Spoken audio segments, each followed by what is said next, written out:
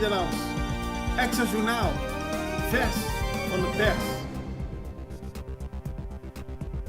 Dan gaan we het hebben over Sint Maarten, want de politiek op Sint Maarten is flink in beweging. Er is veel gebeurd in de afgelopen 24 uur en ik wil u graag op de hoogte stellen van wat er zich precies heeft afgespeeld. Het begon allemaal gisteren bij een vergadering van het parlement.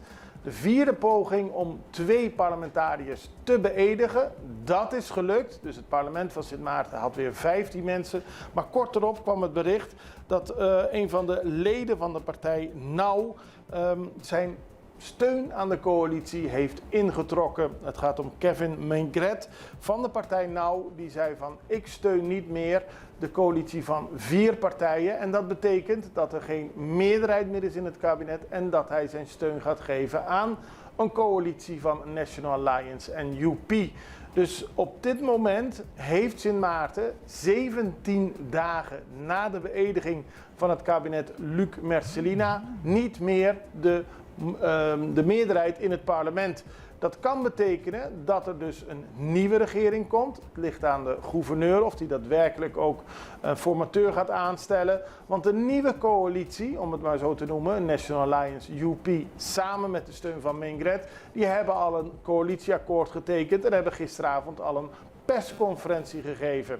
Of dit ook daadwerkelijk plaats gaat vinden, dat zal blijken in de komende dagen. In eerste instantie is op Sint Maarten met een shock gereageerd dat iemand 17 dagen na de beëdiging van de regering al het vertrouwen opheft in de coalitie.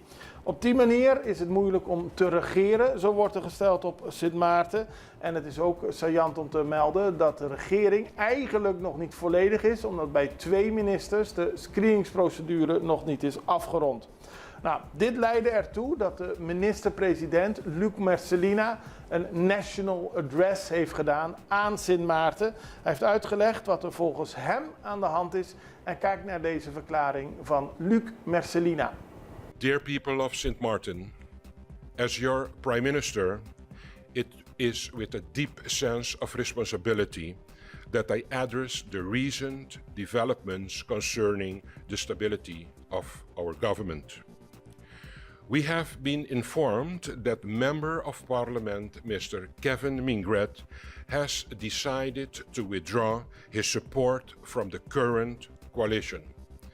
This decision is significant and impacts the trajectory of our governance.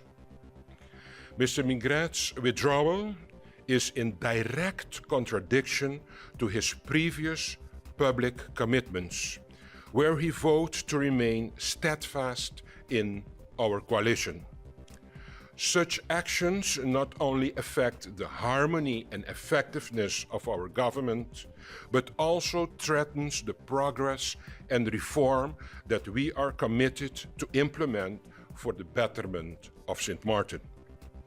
It is really disappointing to witness a shift that appears driven by personal agenda rather than the collective good for our people.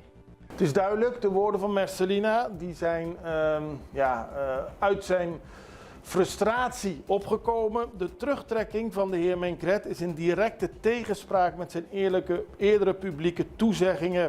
Het is teleurstellend om getuige te zijn van een verschuiving die eerder gedreven lijkt te worden door persoonlijke agenda's dan door het collectieve welzijn van onze mensen. Op die manier kan er dus niet daadwerkelijk geregeerd worden.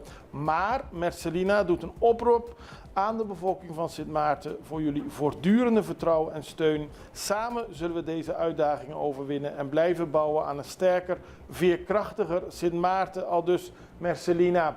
Hij doet een oproep aan alle leden van het parlement om op persoonlijke meningsverschillen opzij te zetten en samen te werken voor het grotere goed van onze gemeenschap. Dat is dus de National Address van Luc Merselina. En daarna kwam de persconferentie van National Alliance en UP en Mengret, de voormalig, hij is nog lid van de partij NOW, die zich presenteerde